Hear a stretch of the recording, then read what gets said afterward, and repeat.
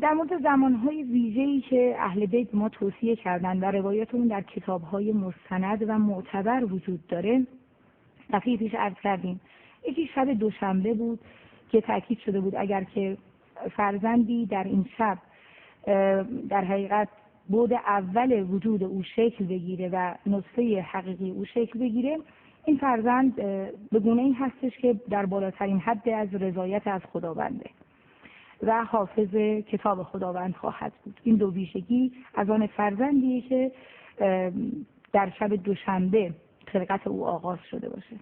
شب سه‌شنبه ویژگی خاصی که داشت این بود که شهید پروری میکرد. فرد رو با یک شخصیت قوی، دلیر، دلرحم و اینکه لحظه طلایی رفتنش از این عالم با شهادت در راه خداوند همراه بشه و اینکه زبانش در زندگی از دروغ و تهمت و غیبت پاک بشه. یکی از اون گناه‌های ویژه‌ای که ما بهش مبتلاییم گناه‌های زبان هست.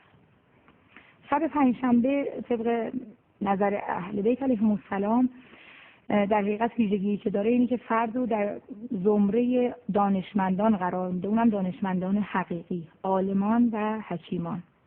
و روز پنجشنبه در هنگام زوال ویژگی که داره اینه که فرد بیشترین دوری رو از طول موجهای شیطانی خواهد داشت و شیطان در حقیقت در او کمترین برد نفوذ رو پیدا میکنه و سلامتی دین و دنیا رو خداوند روزیش میکنه.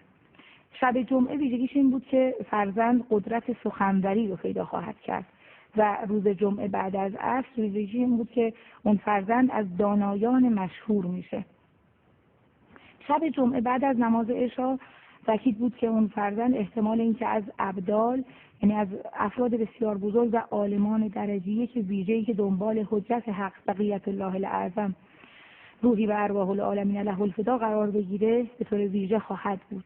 و شب اول ماه مبارک رمضان که این دو مورد آخر جزء استثناء هست، یعنی جزء آداب ویژه فرزندداری و اقدام به بارداری این هستش که شب اول ماه‌های قمری این رخ نده، چون آثار منفی رو میتونه احیانا ایجاد بکنه. ولی شب اول ماه رمضان ما نمیدونیم در حقیقت در کل عالم ملک و ملکوت چه تغییرات ویژه‌ای رخ میده که تأکید شده این شب جزء مستحبات هستش و میتونه طول موج و فرکانس مثبتی رو در شخصیت بچه و والدین داشته باشه، برخلاف ماه‌های قمری. بله. و شب جمعه هم بعد از نماز عشا با اینکه اول شب محسوب بشه، چون داریم که در اول شب آثار منفی داره اگر که اقدام به بارداری بشه، ولی بعد از نماز عشا در شب جمعه تاکید شده که این اثر منفی در حقیقت از بین رفته و آثار مثبت جای اون رو گرفته.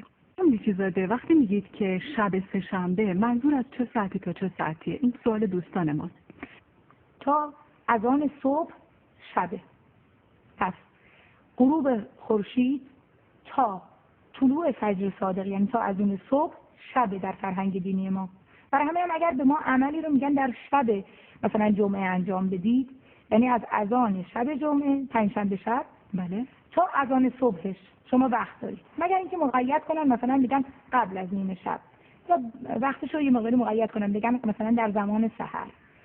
اولویت به این هست که این دقت رو بکنیم، ما بعد از ساعت 12 تو فرهنگ دینیمون نیمه شبیم نه صبح. شاید یه مقداری لازمه که دوستان خوبمون توی رسانه ملی توجه کنن، فرهنگ ما توی گفتن اعلام ساعت فرهنگ غربیه،